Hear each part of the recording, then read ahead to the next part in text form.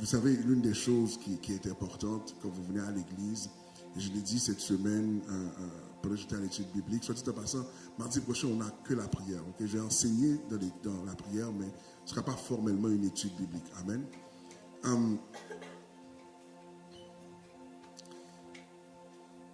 Il est d'une importance capitale de ne pas simplement venir à l'église pour venir, mais de comprendre que nous sommes appelés, invités par Dieu pour grandir. Amen. Et l'une des choses qui est importante, c'est que nous comprenions la grâce que nous avons de connaître son nom. Très souvent, parce que nous sommes à l'aise en Amérique du Nord, nous banalisons le fait de pouvoir se déplacer et aller à l'église. Nous banalisons le fait de pouvoir dire son nom librement sur une plateforme de réseau social, comme n'importe où dans la rue. Tu peux mettre un t-shirt à l'effigie de Jésus. Je te dis que si tu vas dans certains États aux États-Unis, on te met dehors du centre commercial. Ce n'est pas quelque part dans un pays là, musulman. On te parle aux États-Unis. Est-ce qu'on est ensemble? Et donc il y a une nécessité de comprendre absolument l'opportunité que nous avons de pouvoir nous approcher de lui. Vous êtes venus ce matin et je ne sais pas comment s'est passée votre semaine. Peut-être que cette semaine a été très très complexe. Peut-être que cette semaine, vous avez senti le combat entre votre chair et l'Esprit de Dieu dans vos vies. Vous êtes peut-être là ce matin et vous êtes peut-être découragé parce que vous sentez que vous aimeriez être délivré, mais vous vous sentez enchaîné. Mais ce matin, j'aimerais vous dire que Dieu ne cherche pas des gens qui sont déjà délivrés, mais Dieu cherche des gens qui sont enchaînés pour délivrer. Et donc, ne venez pas maintenant, ne soyez pas dans une attitude où vous dites, bon, je suis là, je vais écouter qu'est-ce que Dieu va me dire. Et puis, vous partez avec une dose là de bonheur ou une dose de paix pendant quelques minutes. Certaines personnes approchent l'évangile comme ils approchent une drogue ou l'alcool. Ils la consomment dans un moment pour vivre quelque chose de nouveau. Tandis qu'en réalité, ce que Dieu te dit, c'est que moi, je vais te donner une information qui va changer ta manière de combattre pour ta vie. Est-ce qu'on est ensemble ce matin? Et ce matin, si vous me permettrez, si vous êtes fatigué de chanter, de prier, désolé, ici on aime ça. Mais je vais t'inviter à prier et à chanter les prochaines secondes et à me suivre. Simplement pour permettre à Dieu de rétablir son règne dans ta vie. Parce que je ne sais pas ce que tu as vécu cette semaine. Cette semaine a été longue pour moi. Samedi matin à 10h, j'ai dû dire au revoir à un ami pour l'éternité. Puis, l'une des choses que vous devez réaliser, lorsque j'ai fait la semaine à l'hôpital avec lui, et puis on se parlait, puis il m'avait dit depuis le départ que c'est moi qui devais faire son enterrement, puis je lui demandais c'est quoi ses dernières volontés, puis il m'a dit, à un moment donné, il m'a dit quelque chose qui m'a marqué, il m'a dit, j'aurais voulu, une fois que j'ai vu Jésus, venir vous revoir pour vous dire comment c'est.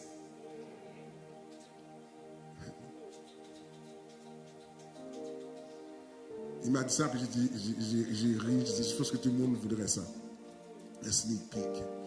Mais je veux que vous compreniez l'opportunité que vous avez de connaître le Seigneur.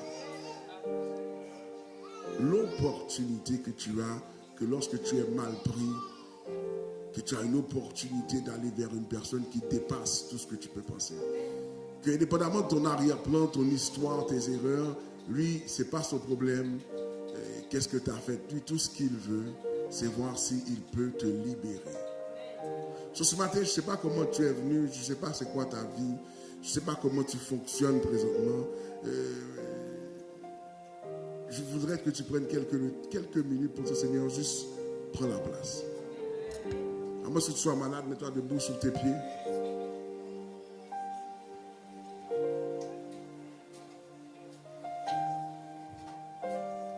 Et la première chose que je voudrais que tu fasses, pendant que tu le fasses, que tu te mettes pleinement dans ce que tu vas faire. Amen. Je ne veux pas que tu sois distrait, je ne veux pas que tu penses à quoi que ce soit, je ne veux pas que tu calcules quoi que ce soit d'autre que ta vie présentement. Dieu est l'évangile, ou je pourrais dire Dieu ou Jésus, ça se conjugue au présent en réalité. Trop souvent, les gens veulent Dieu pour corriger le passé, mais Dieu n'est pas dans la correction du passé, il est dans le développement d'un présent dans le continu. C'est ce présent qui assure ton éternité. Est-ce que tu es là avec moi ce matin? Et ce matin, je veux que tu prennes quelques secondes. Pendant que tu es là, juste ferme tes yeux et réalise que tu es en vie ce matin.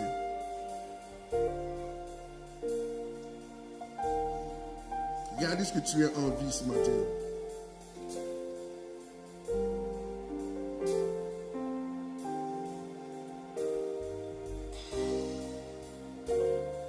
Il y a un petit cœur que j'ai appris de moi, ça dit. Tu es le seul que j'adore, digne de mes louanges. Ô Jéhovah, source de vie, à toi revient tout l'honneur. Tu es le seul que j'adore, digne de mes louanges.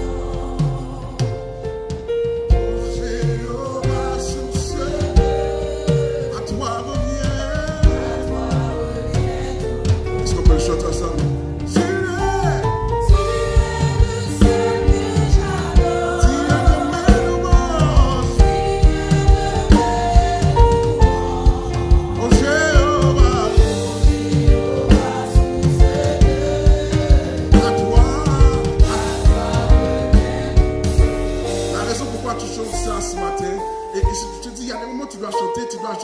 Juste aller avec le chant comme si tu avais envie de chanter. Peut-être ce matin, tu n'as pas envie de chanter. Ce matin, je me suis levé et j'ai dit, si je pouvais prendre congé, ce matin, je vais le faire. Je suis fatigué, mon cerveau est rempli, j'ai perdu quelqu'un qui comptait pour moi. Ce matin, tu n'es pas du tout là. Puis je me suis rappelé que j'ai dit, non, je ne dépends pas de ce que je vis présentement. Le Seigneur peut m'amener plus loin. Pas que Dieu ne veut pas que je gère ce que je vis présentement. Mais très souvent, tu vis la pression et tu laisses la pression dicter ta prochaine action. Ce matin, je veux que tu fasses une violence et que tu dis, Seigneur, je veux t'adorer. Et lorsque tu dis que tu es le seul que j'adore, c'est que, indépendamment de ce que je vis, comme pression dans mon corps, dans mon cœur, dans mon âme, Seigneur, c'est toi qui règne. Seigneur, c'est toi qui règne. C'est pas que Dieu ne veut pas savoir qu'est-ce que tu as comme émotion, qu'est-ce qui te fait, c'est pas ça non, mais c'est qu'il y a quelque chose qui doit être plus fort que ça qui doit te mener ce matin. Est-ce qu'on peut juste reprendre le chant et me dire, tu es le seul que j'adore? Est-ce qu'on peut juste chanter encore, tu es?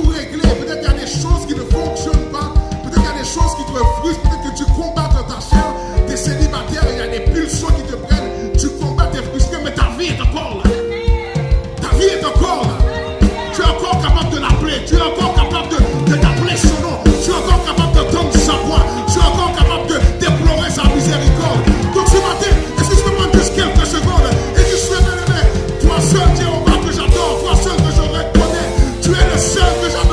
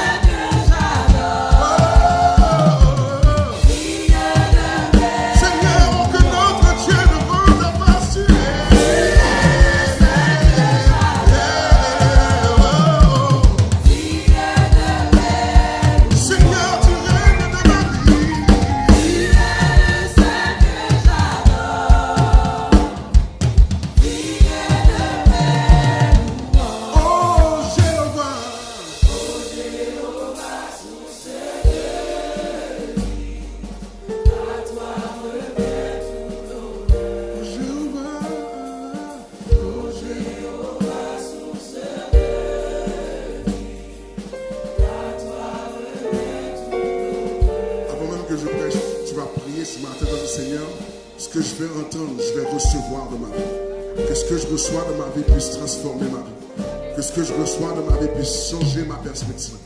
Commence à élever ta voix là où ce que tu es pas pour ce que tu vas recevoir comme manne ce matin. Comme on élève ta voix, tu chantais bien, prie bien. Au nom de l'Éternel, nous venons devant toi, Seigneur. Que cette parole puisse produire du changement en nous. Dans le nom de Jésus, nous prions, nous élevons.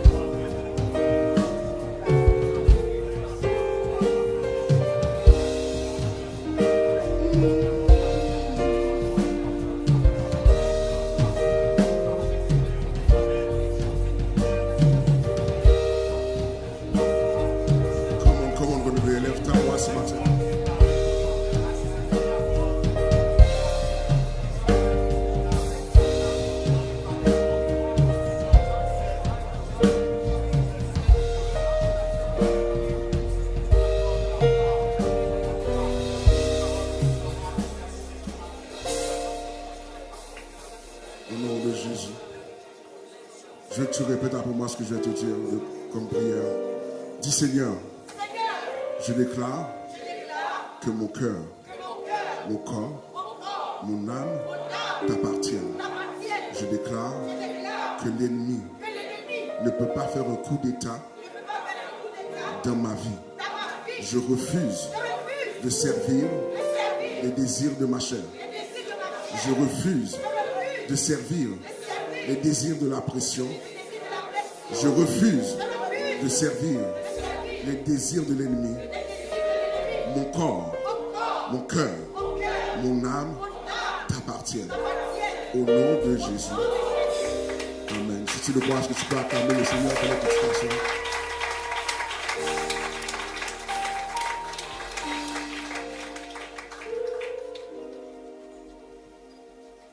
On est dans Ézéchiel chapitre 28.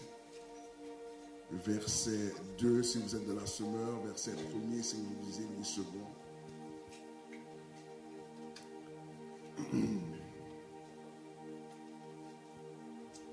Ce matin, nous continuons la série Je suis sauvé.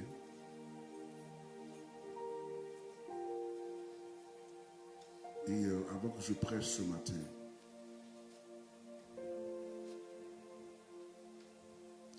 je veux vous exhorter. Soyez fidèles jusqu'au dernier moment des gens. Dieu ne répondra pas toujours à ta prière comme tu le veux, mais des fois Dieu t'a placé là pour passer les derniers moments avec quelqu'un. Soyez toujours à l'écoute du Seigneur, même dans les moments les plus sombres. Parce qu'il est possible que tu aies la seule voix ou l'influence qui permettra à la personne de vraiment recevoir Christ convenablement. Amen. À tous ceux qui priaient pour mon ami Conrad, il est parti samedi matin.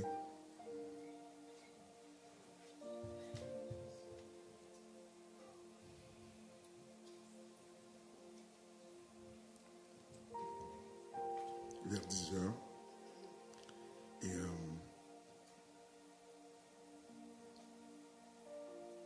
bien que son départ était quelque chose qu'on aurait voulu éviter, mais le Seigneur est maître des temps et des circonstances. À tous ceux qui ont prié, je vous remercie infiniment. Et pour ceux qui ne savent pas, avant que je devienne pasteur, il a œuvré pour nous à l'église. Donc, on avait un dégât d'eau, si je ne me trompe pas, majeur qui avait traversé le plafond. Et puis, il est venu, il a fait tout le travail, changer l'électricité. Dans plusieurs épisodes de ma vie, il avait été présent. Et le Seigneur a cru bon de le ramener à lui. Mais mon exhortation par rapport à ça, c'est que même dans la maladie, soyez fidèles. Amen. Ne soyez pas impressionnés par la maladie. Comprenez qu'il y a quelque chose après. Amen. Nous sommes dans Ézéchiel chapitre 28, verset 2 de la semeur. Le texte dit ceci: Fils de l'homme, dis au prince de Tyr, voici ce que dit le Seigneur l'Éternel. Ton cœur s'est élevé et tu as proclamé, voici je suis un Dieu et j'occupe ma place sur un trône divin au milieu de la mer. Pourtant tu n'es qu'un homme et tu n'es pas un Dieu, mais tu te crois aussi sage que Dieu, parole du Seigneur. Ce matin, nous utiliserons ce texte pour amener au nouveau chapitre de cette série de sermons À chaque fois, je pense que j'ai fini la série et puis il y a quelque chose d'autre qui arrive. Ce matin, nous voulons traiter du titre « Je suis sauvé, mais influencé ». Sauvé, mais influencé. Tu as dit « Amen » vite, mais peut-être après, tu ne vas pas dire « Amen ». Est-ce que tu es là avec moi? Je vais prendre le temps d'enseigner quelque chose. Tu dois avoir une attitude de... Donc, conséquemment, tu dois prêter à l'oreille à ce que l'Esprit de Dieu va dire au travers de moi. Et ce qu'il va dire dans ton cœur. Lorsqu'on lit Ézéchiel 28, avant de prêcher, prions. Seigneur, te remercions pour ta grâce et ta miséricorde. Seigneur, prends toute la place. Toute la place afin que ton nom soit fameux au travers de nous, au milieu de nous. Prends toute la place afin que quelqu'un vienne à Christ ce matin. Prends toute la place afin que quelqu'un change sa vie ce matin. Prends toute la place, Seigneur. Si nos chants, l'exécution était l'objet de la démarche, on se serait satisfait d'avoir bien performé. Mais Seigneur, ce que tu veux, c'est des cœurs transformés et qui décident de marcher avec toi. Nous te remercions d'avance, nous te glorifions dans le nom de ton Fils et nous disons Amen. Amen.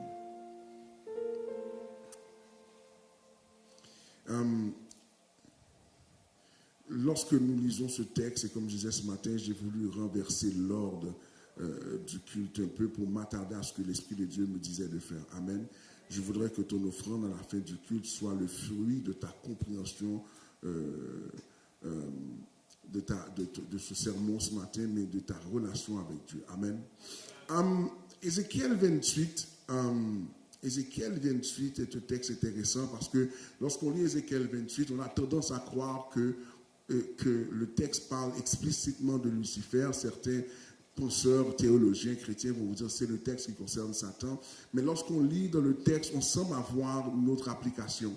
Et ce matin, je ne veux pas tendre à savoir qui est le prince et le roi de Tyr, parce que si vous lisez Ézéchiel 28, 29, d'une part, on vous parle du prince, de l'autre part, on vous parle du roi. Parce qu'on est là ensemble ce matin. Mais ce matin, je veux traiter avec vous de cette réflexion que je suis sauvé, mais influencé. Je veux que tu comprennes ce matin que lorsqu'on lit ce texte-là, il y a plusieurs choses qui doivent te sauter aux yeux. Est-ce qu'on est là ensemble? Il y a plusieurs choses qui doivent t'attraper. Ici, ce que le texte d'Ézéchiel va nous montrer, c'est une attitude qui est problématique aux yeux de Dieu. Tu es sauvé mais influencé. Tu dois réaliser que là où ce que tu te tiens, très souvent, ta manière de concevoir Dieu n'est pas le produit de l'Esprit de Dieu en toi, mais d'une influence d'une culture religieuse autour de toi. Conséquemment, très souvent, tu fais de Dieu toutes sortes de choses sauf qui il est. Tu fais de Dieu le Dieu qui veut bénir absolument, qui veut toujours donner une Mercedes, une maison, un mariage, 26 enfants et tout ça. Mais des fois, tu dois comprendre qu'il est d'abord le Dieu qui te garantit le passage d'ici vers là-bas. Est-ce qu'on est ensemble ce matin? Et mon but n'est pas de dire que Dieu ne bénit pas, que Dieu ne restaure pas, que Dieu ne guérit pas. La Bible nous confirme qu'il est cette personnalité-là. Mais trop souvent, nous sommes des chrétiens bien nord-américains. Nous sommes des chrétiens américanisés. Toujours là pour voir les mains de Dieu et non son visage. Est-ce qu'on est ensemble ce matin? Touche ton voisin et dis on est ensemble.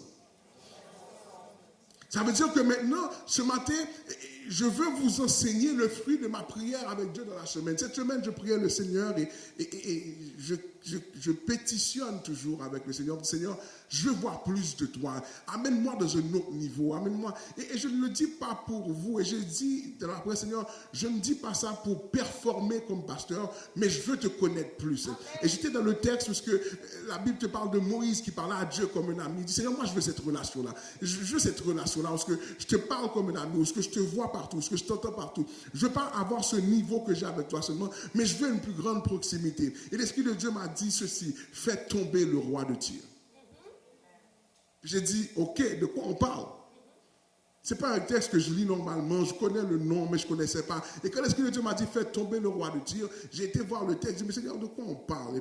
Et puis j'ai été voir une description. Et puis j'ai dit, mais ce n'est pas moi ça. Et l'Esprit de Dieu m'a dit, tu vois, le défaut avec l'homme très souvent, c'est que votre culture vous a donné l'impression que vous étiez arrivé. Je prêche pour moi, si c'est bon pour toi, tu pourras. Souvent, tu es influencé par des standards qui n'ont rien à voir avec Dieu qu'on te concerne. Et je voudrais te dire ce matin que souvent des standards qui me concernent ne te concernent pas. Est-ce qu'on est ensemble ce matin? Souvent, il y a des choses que Dieu attend de Gabriel qu'il n'attend pas de toi parce que Gabriel et toi, ce n'est pas la même chose. Chaque personne, vous avez une relation personnelle avec Dieu. Est-ce qu'on est ensemble ce matin? Et donc maintenant, lorsque le Seigneur m'a parlé, il m'a dit, il faut faire tomber le roi de Tyr. Et j'ai dû aller puiser dans la parole pour comprendre l'attitude du roi de Tyr. Très souvent, vous devez comprendre que Tyr, c'est une grande ville, c'est une grande métropole. Il y avait plein d'activités économiques, il y avait plein de choses qui se passaient et il y avait une grande influence. Et le roi est arrivé à un niveau où ce qu'il s'est hissé à la place de Dieu. Au point tel que lorsque tu lis le texte, il prend sa volonté pour la volonté de Dieu. Est-ce que nous sommes?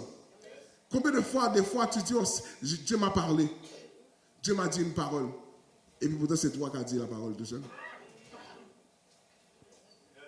Et à la question qu'on me pose souvent, mais pasteur, comment on fait pour distinguer quand ton cœur appartient à Dieu, tu sais que c'est toi qui as parlé, tu sais que c'est lui qui a parlé. Il n'y a pas d'autre secret. Il y a des choses que si tu vas dire à ma fille aînée, oh ton père a fait ça, le père d'une autre personne, Gabriel, je ne sais pas qui, mais en tout cas ce Gabriel-là, ce n'est pas lui. Parce que dans la relation qu'elle a avec son père, elle sait qui est son père. De la même manière que toi, dans la relation que tu as avec Dieu, tu devrais savoir qui est Dieu. Il y a eu 4 amens. Parce que la réalité, c'est que tu passes plus de temps à quémander une bénédiction qu'à demander une relation. Je suis sauvé, mais influencé. Ah. Est-ce qu'on est ensemble? Est-ce que je peux avancer avec toi ce matin? La Bible nous parle du roi de Tyr comme étant cette sommité qui est là, puis qui se prend pour un autre. Il va se donner des descriptions comme si il s'est établi comme moi, il s'est autoproclamé comme moi, mais voyons pourquoi il s'est autoproclamé comme moi. Trop souvent, vous voyez souvent l'action de l'ennemi comme étant un film hollywoodien que vous pouvez prédire. J'aimerais vous dire que la Bible nous dit que dès la fondation, il est menteur. Tout ce qu'il fait, il ment. Ça veut dire que ça fait des années que l'ennemi travaille, perfectionne son jeu. L'ennemi ne crée rien. Il déforme, copie et il vient abuser pour te déformer toi, pour te rendre conforme à lui. Est-ce que j'ai quelqu'un qui me suit jusqu'à présent? Conséquemment, tu dois comprendre que l'entité spirituelle, que tu l'appelles Satan, Lucifer, loi, gris-gris, fais que ce que tu veux ce matin, mais c'est la même entité qui se manifeste sous plusieurs formes pour donner une forme de trinité qu'il n'a pas, pour pouvoir commencer à corrompre le monde. Conséquemment, tu comprends que lorsque l'ennemi vient vers toi, ce n'était pas la première personne qu'il vient frapper. Ce n'est pas son premier tango. Est-ce que quelqu'un est avec moi jusqu'à présent? Maintenant, lorsque la Bible parle du roi de Tyr, ce qui est intéressant, c'est que tu vas voir que la Bible décrit en réalité, le prince de Tyr, du moins dans ce passage-là, décrit en réalité une série de caractéristiques que vous devez voir. Non comme étant des choses qui crient, mais quand le Seigneur m'a dit cette histoire-là, quand l'Esprit de Dieu m'a dit, à moi, tu dois faire tomber le roi de Tyr, tu dois comprendre que si c'est à moi qu'il le dit, j'ai réagi comme étant, mais ce n'est pas moi ça, Seigneur. Je ne suis pas cette personne. Mais pour prendre le temps, à cause de ma relation avec Dieu, je dis, Seigneur, c'est toi qui parles. Hein? J'accepte et mon cœur reste ouvert. Et donc maintenant, je dois pouvoir trouver dans quelle crevasse s'est cachée la personnification ou le caractère du roi de Tyr dans ma vie. Est-ce que j'ai quelqu'un qui avance avec moi ce matin? Ce matin, mon but, c'est de... Et comprenez, vous me connaissez assez bien, je n'ai pas assez d'orgueil ou assez de fierté de ma personne pour ne pas vous dire qu'est-ce qui se passe spirituellement de ce que je vis personnellement, parce que je crois qu'au travers de ce que je vis, vous pouvez grandir. Est-ce que tu es là avec moi? C'est pour ça que ce matin, je t'exhorte, toi qui vis des moments difficiles, toi qui te dis, oh, je ne suis pas ceci, je ne suis pas assez, je ne suis pas... Laisse tomber tout ça, personne n'est assez. Personne n'est assez. Tout le monde, Paul va dire qu'il s'efforce pour finir la course, pour voir s'il pourrait attraper le prix. On parle de Paul. Il s'efforce pour voir s'il pourrait compléter la course. La Bible nous dit que le Fils de l'homme a été tenté en toutes choses. Alors toi là, fais grâce à ta personne jusqu'au bas ce matin. Amen. La première chose que le roi de Tyr a comme caractéristique, peut-être que tu as certaines, peut-être que tu as toutes, je ne sais pas ce matin, mais laisse l'Esprit de Dieu te parler. Amen. Le premier danger qui guette le chrétien qui est sauvé lorsque le roi de Tyr est à ses portes, aux portes de sa vie, c'est l'orgueil. Dis l'orgueil. L'orgueil déforme l'identité du chrétien.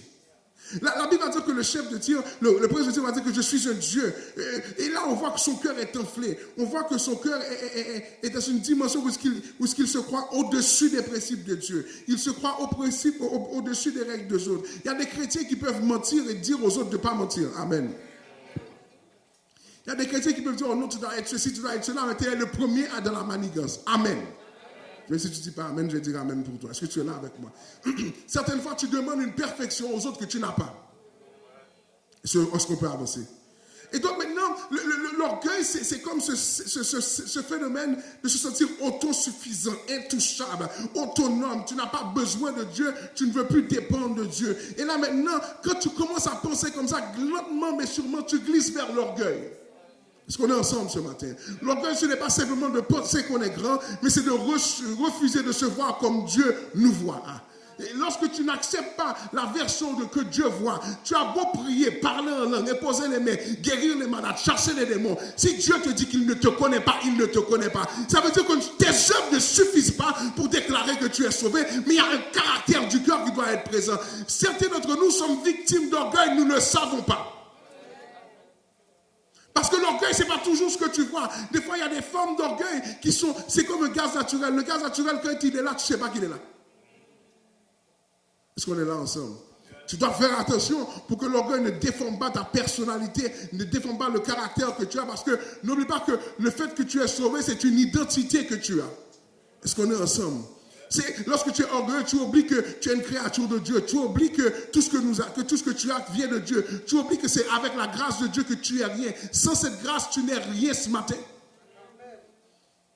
L'orgueil va te pousser à exagérer ta propre importance. Tu sais, est-ce que je peux avancer avec toi?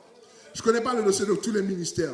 Je connais. Mais lorsque tu vois que dans un ministère, on court après toi pour que tu serves, tu es trop précieux pour servir. Je suis trop jeûné pour servir. Je suis trop ceci. Je dis, tu peux fâcher ce matin avec le pasteur, ce n'est pas un problème. Mais je veux te dire que souvent, c'est l'orgueil qui parle. Pas moi, toi. L'orgueil, c'est ça. Moi, je ne peux pas servir. Moi, pasteur, moi, je n'aime pas ça. Pasteur, ce n'est pas de ma faute. Ce n'est pas de la mienne non plus. Est-ce qu'on est là ce matin? Dis, je ne peux pas être orgueilleux. Puis Dieu répond tout de suite, tu n'es qu'un homme et non un Dieu. Il y a des moments où Dieu doit te rappeler que tu es personne. Il y a des moments où Dieu doit te rappeler qu'il ne te doit rien. Ce matin, c'est Dieu à entendre.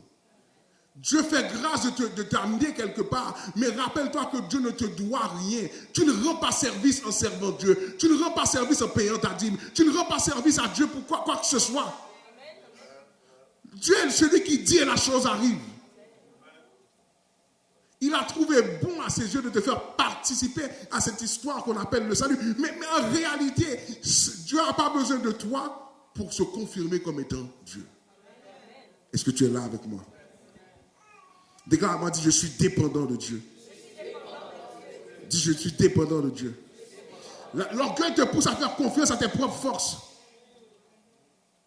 Souvent, l'orgueil va se présenter sous la forme de ton CV, de ton compte bancaire, de ta plateforme, de ta réputation. Quand tu marches quelque part, tout le monde connaît ton nom. Est-ce que j'ai quelqu'un avec moi ce matin? Dites, Dieu, change-moi. L'orgueil élève la pensée humaine au-delà de la parole de Dieu. L'orgueil va dire mon opinion d'abord. Et pourtant Dieu te dit mais c'est ma volonté d'abord. Est-ce que tu es là avec moi?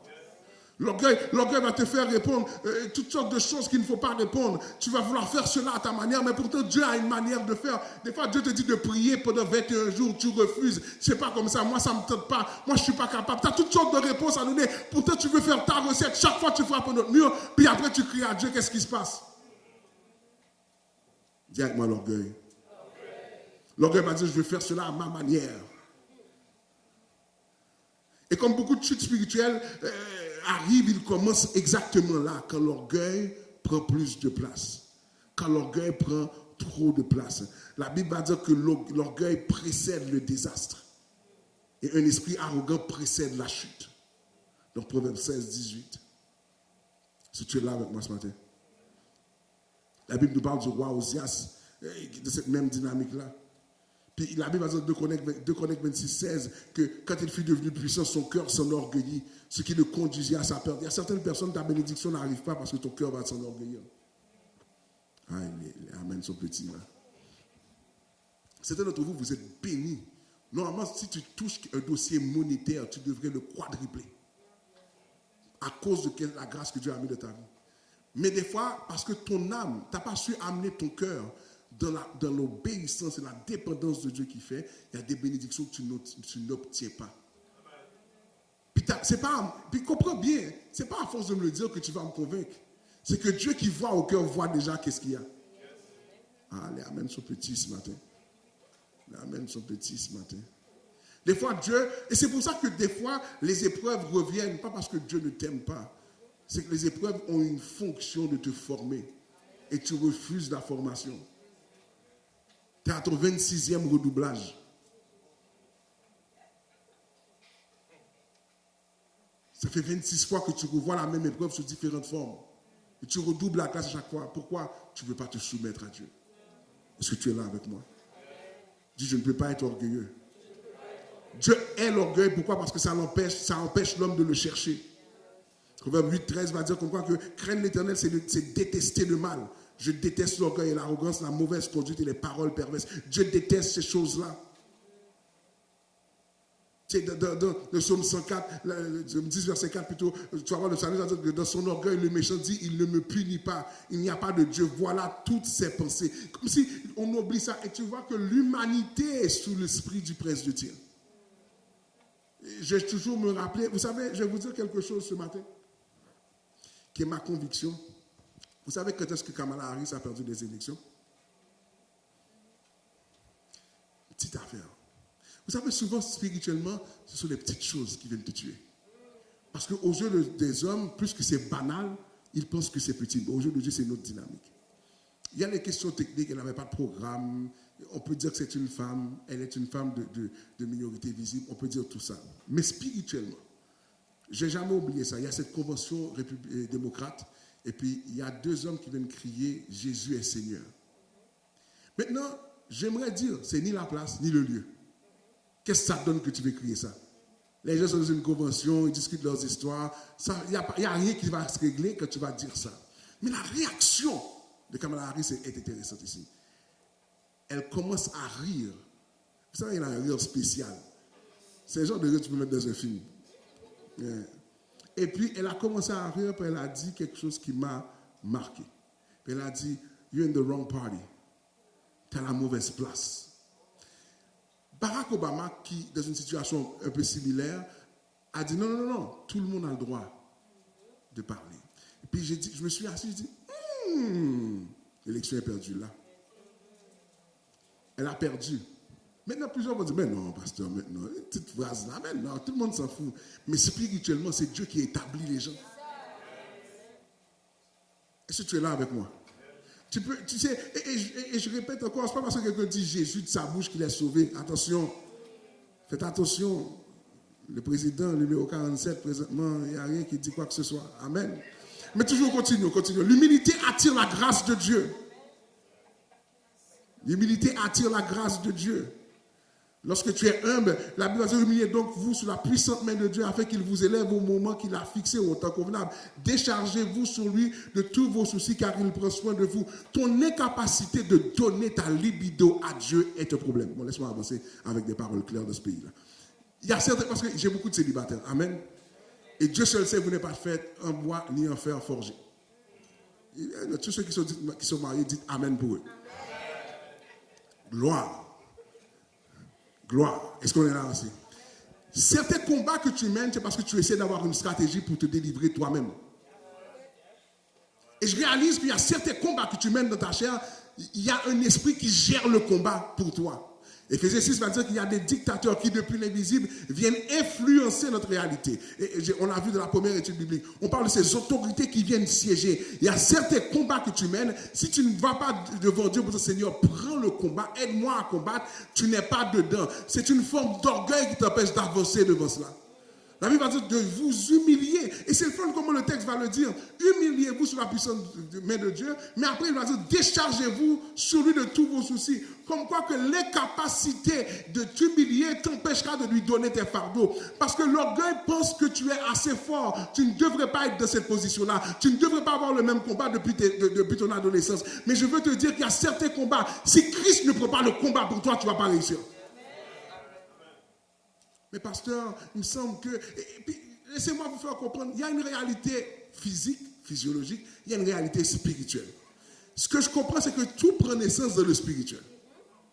Si tu dois maîtriser ton corps, ça demande que dans l'esprit, tu prennes une position. Est-ce que tu es là avec moi ce matin?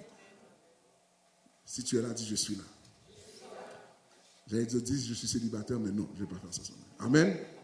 Tout le monde va bien? Personne n'est troublé? Ok.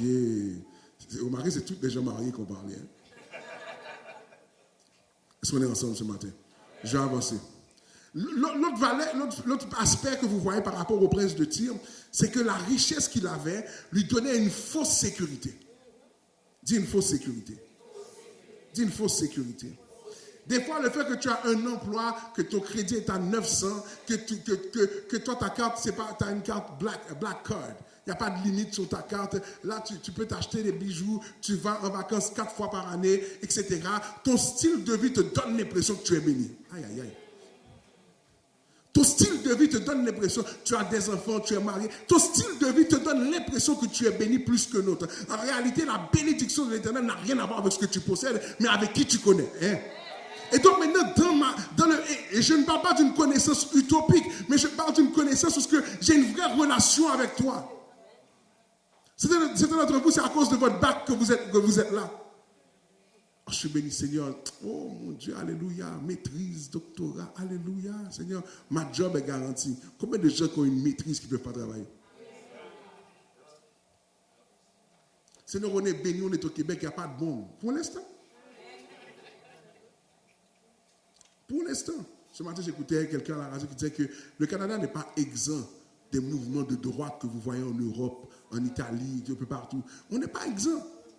Que quelqu'un prenne le pouvoir quelque part au Canada, puis dit, OK, les immigrants dehors, on n'est pas exempt.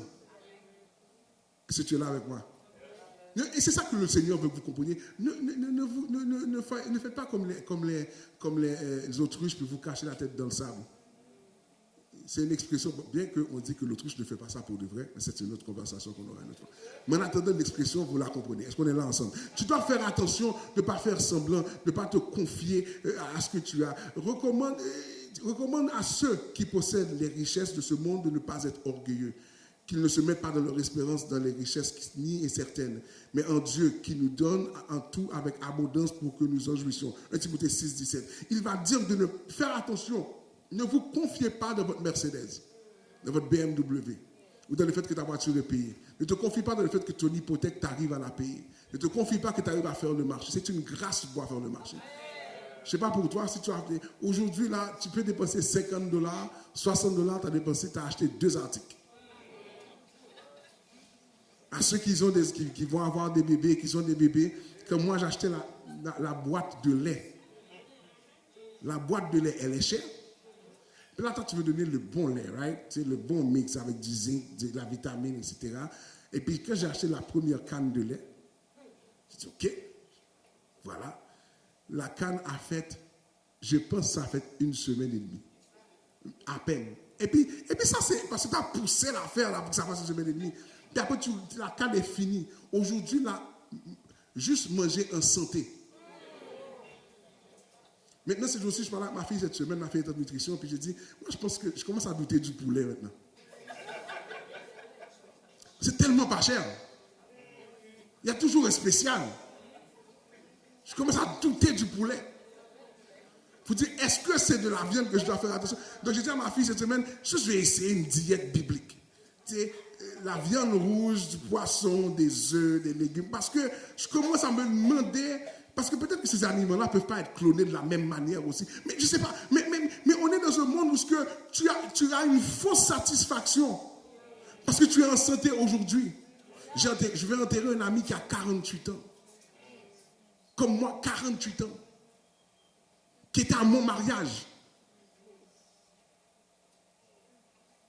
Puis à une saison de sa vie, il avait du fun. Il allait s'amuser avec ses fils. Etc. Puis du jour au lendemain, tu n'es plus. Est-ce qu'on est là avec moi? Des fois, vous avez une fausse sécurité parce que vous avez des choses qui, selon les normes de votre culture, fonctionnent pour vous. Qu'est-ce qui arrive si demain tu n'as plus de maison? Qu'est-ce qui arrive si une guerre éclate pour de vrai et tu n'as pas de milieu? J'écoutais quelqu'un qui était du côté de l'Iran et la personne a quitté sa maison et puis on les empêche de dormir dans la rue. Ils ne savent pas où aller. Est-ce que tu es là avec moi?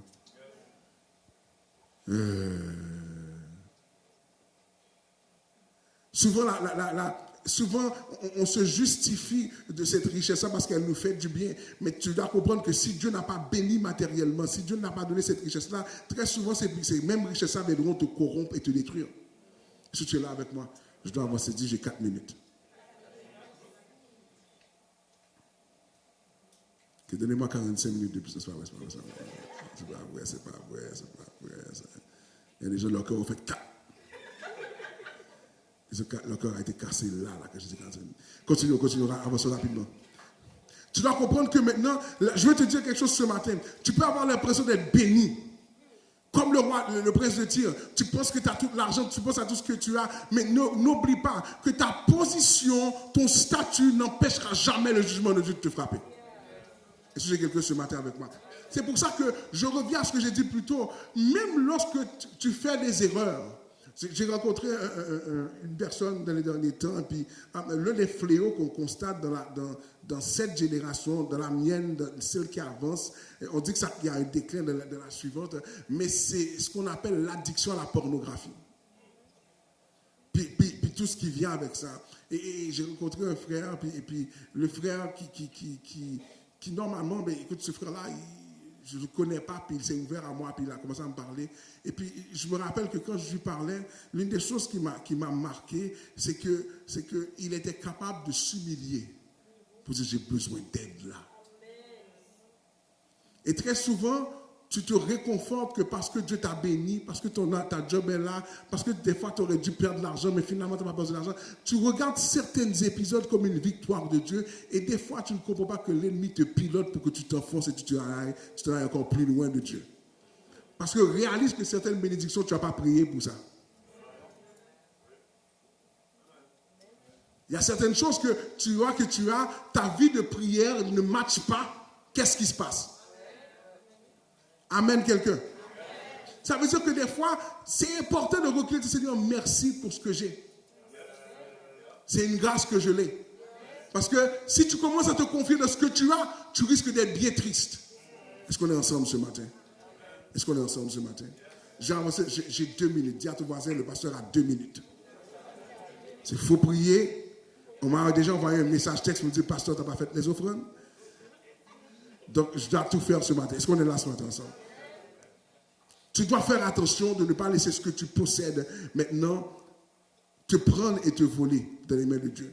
Maintenant, l'une des choses qui est fantastique avec l'aspect du prince de Tyr, c'est que c'est un prince. Dis, c'est un prince. Conséquemment, il a une influence. Si tu es là avec moi.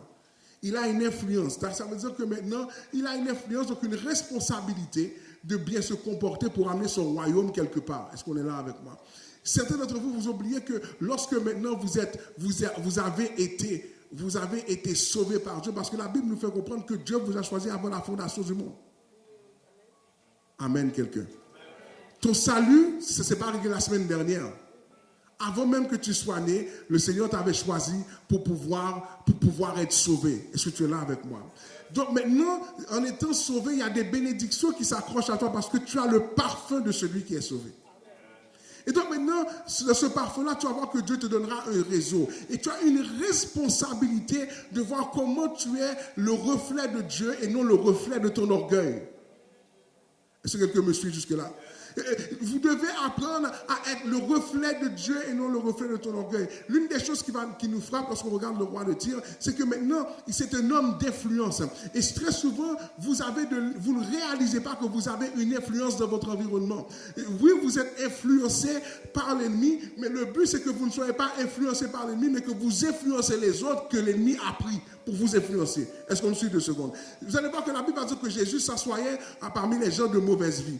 Que Jésus s'assoyait parmi les gens de mauvaise vie. Et remarquez que l'un des problèmes qu'on avait avec ça, c'est qu'on a dit, mais s'il s'assoit avec les gens de mauvaise vie, ça veut dire qu'automatiquement, il peut être influencé par ces gens. Est-ce qu'on est ensemble ce matin? Mais la Bible nous fait comprendre que la manière que Jésus se comportait, c'est plutôt Jésus qui influençait les gens. Lorsque tu es sauvé, tu as une responsabilité d'influencer les gens. Tu as une responsabilité d'avoir une telle relation avec Dieu que tu brilles comme Dieu brille. Est-ce qu'on est ensemble ce matin? Tu as une responsabilité de briller comme Dieu brille. C'est pour ça que certains d'entre vous, vous devez réaliser, vous êtes sauvés, mais vous êtes influencés. Influencés potentiellement soit par l'esprit ou soit par ta chair. Quand tu es influencé par l'esprit, tu as envie de dire à l'autre que Dieu peut le sauver. Ce qui m'a marqué dans ma réflexion depuis 24 heures, c'est Seigneur, je pensais que j'avais plus de temps. J'avais plus de temps. Mais Dieu fait grâce que mon ami a été sauvé, croyait qu'il était avec Jésus. Mais j'avais plus de temps. Il y avait certaines choses que je voulais toucher avec lui, que je n'ai pas eu la chance. Je pensais que j'avais plus de temps. Très souvent, tu oublies que tu as une responsabilité d'influencer Dieu, que Dieu te montre. Tu as une responsabilité d'être une influence positive. Vous ne pouvez pas faire du salut quelque chose que vous gardez dans votre vie privée. Des fois, dans votre environnement, qui sait que vous êtes réellement sauvé? Je ne dis pas d'aller troubler les gens dans ton travail. Hey, sais-tu, Jésus t'aime. Arrête ça. Huguette, arrête de travailler, je te parle là. C'est important. C'est pas ça qu'on t'a demandé de faire. Mais est-ce que lorsque je te regarde, je vois en toi quelqu'un qui a une joie qui ne s'exprime pas? Vous êtes triste parce que certaines fois, vous vous confiez dans la massothérapeute, vous vous confiez dans le psychologue. Je ne dis pas qu'il ne faut pas ces choses-là. Il faut ces choses-là. Mais ma Bible me dit que la joie de l'Éternel est ma force. La joie n'est pas un système que je suis organisé. La joie est une personne. Mon assurance est une personne. Ma stabilité est une personne. Je me repose sur quelqu'un qui est réel dans ma vie. C'est ça le but de la chose. Je suis sauvé et influencé par l'Esprit de Dieu, mais à défaut d'avoir l'Esprit, je serai influencé par toutes sortes de choses. C'est pour ça qu'il y a des gens que vous avez de la difficulté à marcher avec Christ. Parce que l'influence vient de l'extérieur. Dieu nous a créé des êtres logiques. Mais des fois, vous savez, l'intelligence artificielle, elle se construit au travers de qu'est-ce qui l'influence. Et elle se donne l'impression qu'elle est intelligente. Vous vous construisez au travers de toutes sortes d'influences. Et vous avez l'impression que vous êtes intelligent plus que Dieu. Ce matin, je ne sais pas à qui je parle, mais est-ce que se pourrait-il ce matin que tu es sauvé, mais tu es influencé, mais pas par la bonne chose? Est-ce que ce pourrait ce matin que tu es influencé par l'évangile de ton père et de ta mère? La culture que tu as. Est-ce que c'est possible que tu es influencé par les médias et toutes sortes de vidéos que tu regardes sur YouTube? La Bible te fait comprendre que la vraie influence, c'est l'Esprit de Dieu. C'est pour ça qu'il va dire dans le livre de Jean, l'Esprit vous conduira dans toute la vérité.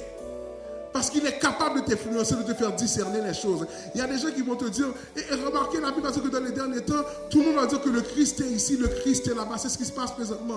Là, des gens qui vous disent que le salut se trouve dans telle religion. Là, il y a des gens qui vous disent que le salut se trouve ici. Présentement, on est là. La seule manière de traverser cette saison, c'est d'être influencé par la bonne personne. La question ce matin, qui influence ta vie? Qui influence ta vie? Tes émotions, ta compréhension?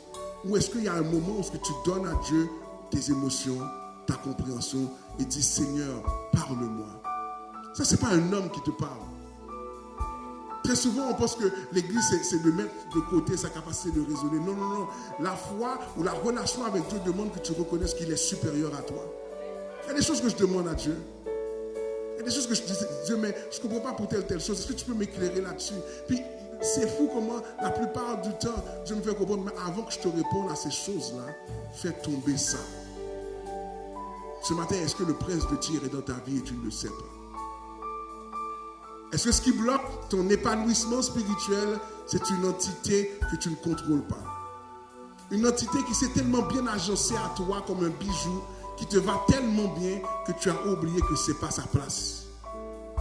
Est-ce qu'il se pourrait que cette identité du prince de Tyr c'est mêlé à ton maquillage social, ou ce que maintenant tu as l'air tellement ceci, tellement cela, et tu as oublié que cette force que tu as, tu ne la puises pas dans Christ, tu la puises dans ton orgueil, dans ton arrogance ce matin.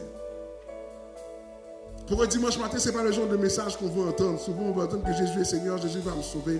Mais ma responsabilité ce matin, c'est de m'assurer que si Christ nous enlève ce soir, cet après-midi, tout à l'heure, est-ce que toi et moi, on est prêts? Ce n'est pas parce que tu es pasteur que tu es proche pour plus longtemps. Il y a beaucoup de pasteurs qui vont rester. Il y a beaucoup de leaders de louanges qui vont rester. Il y a beaucoup de gens qui étaient de bons parleurs en langue qui vont rester.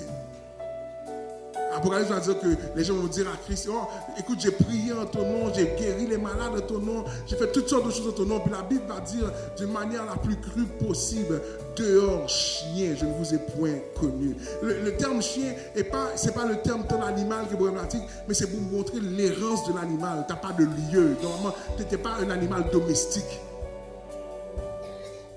Ce matin, est-ce que Christ te connaît? Et est-ce que s'il te connaît, est-ce que tu le laisses t'influencer? Parce que ça veut dire quoi si Christ m'influence? Ça veut dire qu'il veut changer ta vie. Qu'est-ce qui va changer? Je ne sais pas. Moi, il m'a dit, fais tomber le roi de Tyr. C'est ce qu'il m'a dit cette semaine. Toi, qu'est-ce qu'il va te dire? Je ne sais pas.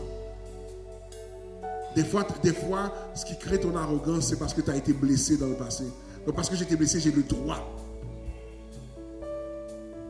Je me rappelle, une fois, j'ai eu une conversation avec quelqu'un, puis cette personne-là était dans l'église avant, puis le Seigneur l'a rappelé. Et puis c'était mon ami à la fin. Et puis quand j'ai rencontré, je peux dire son nom, le frère Chaperon. Quand j'ai rencontré le frère Chaperon m'a dit, Pasteur Gabriel, moi je ne suis pas membre ici. Je ne fais pas ma dîme ici. Je suis de passage. Ok. Bon passage. Et puis, avec le temps, il est devenu mon ami. Paye sa dîme. Ah, ça c'est mon pasteur, ça c'est mon pasteur, c'est mon pasteur. Et puis, dans les derniers temps, avant qu'il parte, il m'a dit, pasteur, moi je suis prêt. Il a fait la paix avec tout le monde. Il a tout réglé ses affaires. Il n'est pas resté de la blessure qu'il avait eue d'avant. La phrase qu'il m'avait dite à moi, ce n'est pas à moi qu'il avait problème, c'est que dans l'église d'où il venait, il s'était passé quelque chose qui l'avait froissé profondément. Et donc, conséquemment, je ne suis pas membre. Je ne suis pas membre d'ici, moi, pasteur. Moi, je suis là, que le passage. Fais ce que tu veux. Je ne sais pas s'il attendait une réaction de moi, mais à un moment donné, il a laissé sa frustration passer, puis il est devenu mon ami. J'ai eu le privilège de l'enterrer. J'ai eu le privilège de parler dans les derniers moments avec lui. Ne laisse pas une blessure te voler ta bénédiction. Je le répète, il y a des églises qui sont croches dehors. Oui, il y a des pasteurs, tu te demandes, tu te poses des questions. Mais en attendant, quand tu vois que cette église-là n'est pas pour toi, quitte l'église, va trouver une église qui fonctionne pour toi. L'Esprit de Dieu est capable de te montrer où tu dois aller, qui va fonctionner. Mais tant que tu trouves... C'est pour ça que vous allez voir que... C'est vrai, il y a tant de paroles prophétiques de la rue. Parce que tout le monde cherche une bénédiction, on ne cherche pas Dieu. Il y a une multiplicité de prophètes, de faux prophètes. Puis, vous ne comprenez pas que l'esprit qui gère ça maintenant, lui là, il va vous donner des paroles. C'est pour ça que fuyez les paroles. Oh oui, tu seras élevé, ton appel, c'est l'appel de Dieu sera avec toi. Jean-Baptiste a dit qu'il faut qu'il croisse et que je diminue, que ce soit ta prière ce matin. Que Dieu puisse grandir en toi et que toi tu recules. Est-ce qu'on est ensemble ce matin? On va se mettre debout pour prier ce matin.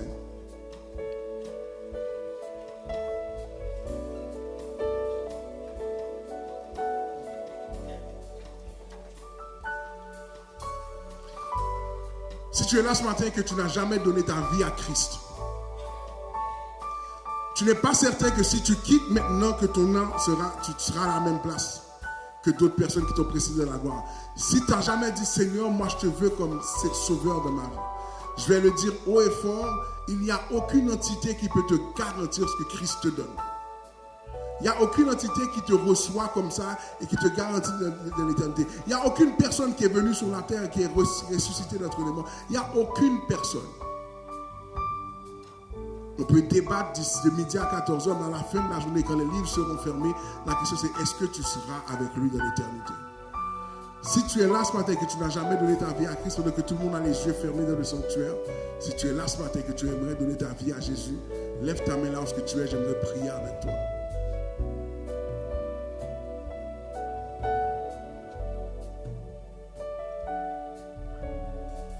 Pendant que je fais cet appel-là, si tu es là ce matin et que tu aimerais te reconsacrer à Jésus, parce que tu réalises que peut-être dans ma vie, il y a de l'influence qui n'est pas celle de Dieu. Peut-être ma passion pour Dieu ne garantit pas la propreté de mon caractère. Si c'est à toi que je parle ce matin, qu'il y a des choses à corriger, à enlever, lève ta main là où tu es, j'aimerais prier avec toi. I see you. I see you, I see you. I see you, I see you.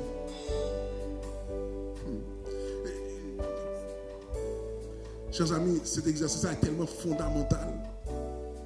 La Bible va dire que sans la sanctification, nul ne verra le Seigneur. La sanctification ne parle pas de perfection, mais quelqu'un qui décide de se mettre à part pour ressembler à celui qu'il a appelé. Je ne parle pas de perfection, je ne parle pas d'aller à l'église chaque dimanche, je parle de quelqu'un que sa vie, ses valeurs, sa manière de parler, son étiquette, ça ressemble à ça. So I'm talking to you again. Si tu vois que dans ta vie, il y a des choses que tu dois laisser tomber. Tu veux dire, man, moi je suis comme ça que je suis. Non, au-delà de c'est comme ça que je suis, comment le Seigneur aimerait que tu sois dans ta vie? Et je ne vais pas te faire venir en avant, tu sais que ce n'est pas ma manière de fonctionner. Mais si c'est à toi que je parle, lève ta main là où tu es, je vais prier avec toi.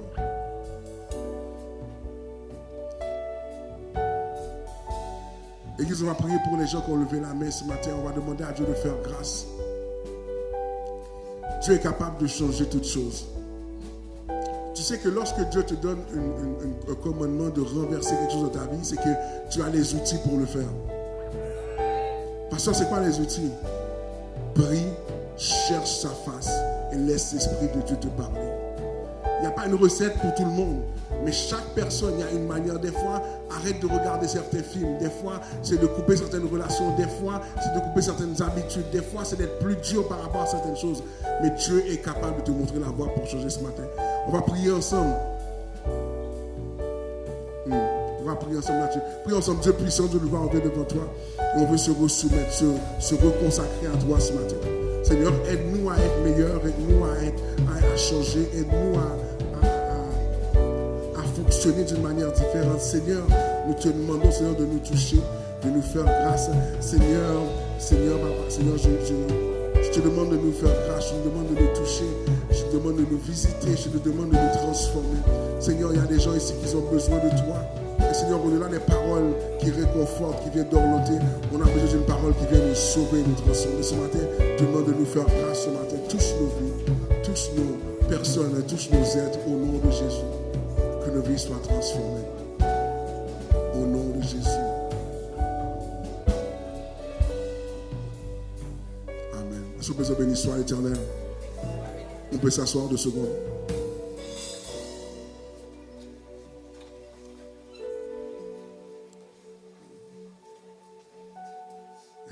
Je sais que je peux s'asseoir, tout le monde commence à courir. Vous avez peur de moi? On va passer au moment des 10 minutes des offrandes. Si vous êtes dehors, close the door. Au nombre de fois que j'ai fait, ça va passer sur Internet bientôt quand même. On va prendre le temps de ramasser les dons de l'Assemblée pendant qu'on est là ce matin. Donc si vous avez déjà fait votre gloire à Dieu, on va juste, il y a 3 manières de donner. Tu peux donner par virement Interact, tu peux donner par le panier qui va passer, tu peux donner par virement Interact, texte le mot don, et puis c'est ça. Et puis le panier, si tu as une carte bancaire, tu peux aller à l'extérieur faire ça. On va prier et par la suite on va ramasser les offrandes. Et la dernière chose que tu vas faire, c'est saluer quelqu'un à côté de toi. Amen. Gloire à Dieu. Seigneur, je te demande de faire grâce, de toucher chacun d'entre nous, Seigneur Papa. Bénis ce qui va être ramassé, que ça puisse être, ça puisse répondre à tous les besoins de l'Église. Papa, nous te demandons de faire grâce.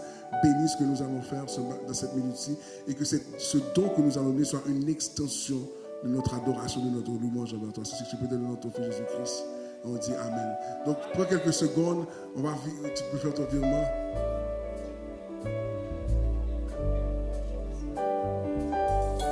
Je parlerai de ta bonté, de ta fidélité.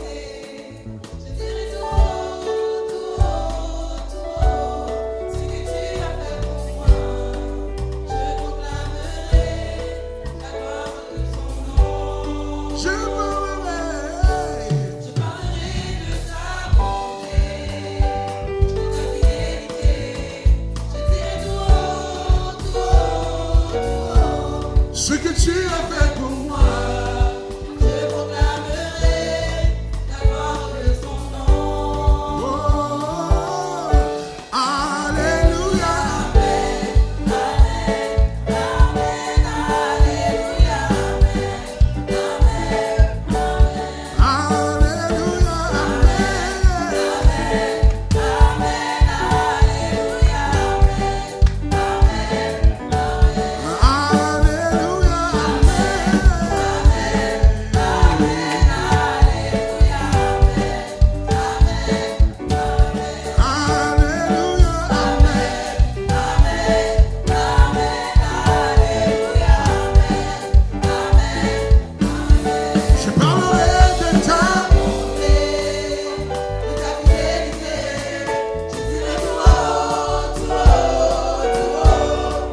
tu as fait pour moi. Je proclamerai la gloire de ton nom. Je m'en vais, je parlerai de ta bonté, de ta fidélité. Je dirai tout haut, tout haut, tout haut, ce que tu as fait pour moi. Je proclamerai la gloire de ton nom. Alléluia, Alléluia, Amen, Amen, Amen, Alléluia, Amen, Amen, Alléluia, Amen, Alléluia, Amen. Tu es le papa le plus responsable.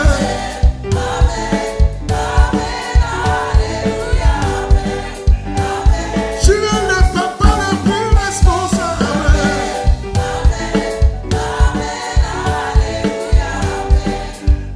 Si tu es le papa le plus responsable.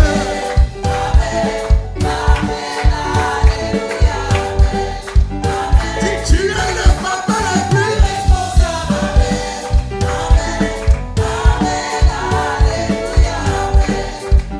Si tu es le papa le plus responsable.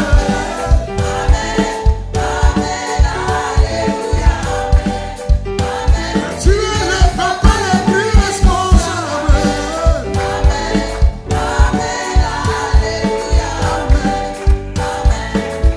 Dans ce même esprit d'adoration, de louange, tu vas saluer le maximum de personnes. On vous rappelle qu'on prend la semaine de prière dès demain soir en Zoom. J'espère vous voir tous, que le Seigneur vous bénisse abondamment. Saluez-vous les uns les autres et bonne semaine à tous.